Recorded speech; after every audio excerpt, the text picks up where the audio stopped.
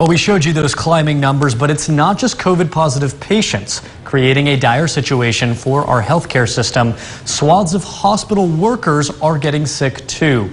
And that situation has led California officials to recommend asymptomatic COVID-positive healthcare employees continue to work, guidance that local hospitals are wrestling with. Across Kern County, a picture healthcare officials had hoped we'd move past. Hospitals overfilled. We're certainly very busy. The hospital has been impacted, as all of our local hospitals have. We're at capacity. But in the midst of a surge fueled by the Omicron variant, it's not just COVID-positive patients taxing the healthcare system.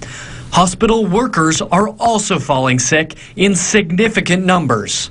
We've had over 100 employees who have been out this week on any given day. With fewer workers handling more shifts, Adventist Health's Ghassan Jamaluddin urges caution and attention to detail. Exhausting our critical care capacity is dangerous. You know, I would say right now, because of the staffing strained and tired, yes, we have to be more vigilant. To replace staff out sick, hospitals are using familiar methods, traveling nurses and state strike teams. But the situation is so dire, the California Department of Health has turned to more drastic measures, issuing a guideline last week that COVID-positive but asymptomatic healthcare workers may return to work immediately. It's guidance that hospitals in Kern are wrestling with.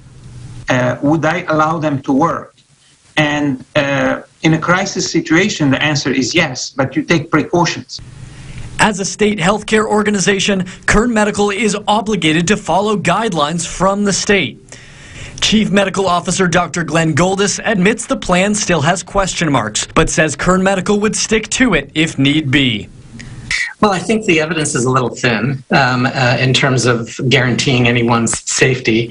But in general terms, if you're able to make sure that you're following the guideline while taking the proper precautions, it should be okay. The state's guidance currently remains in effect until February 1st. The current Omicron surge is affecting life across the country, and today begins a week of deep dives on the fallout we're seeing here at home.